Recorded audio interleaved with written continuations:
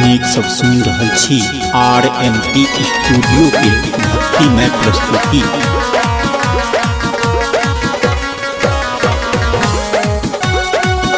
RMT अपन लोक अपन गीत।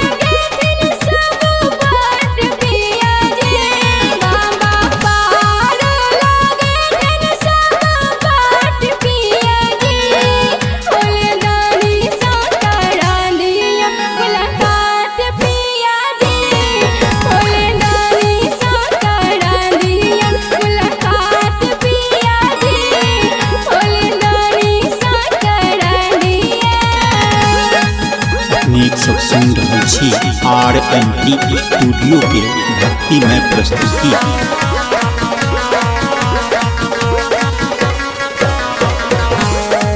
RMT अपन लोक अपन गीत।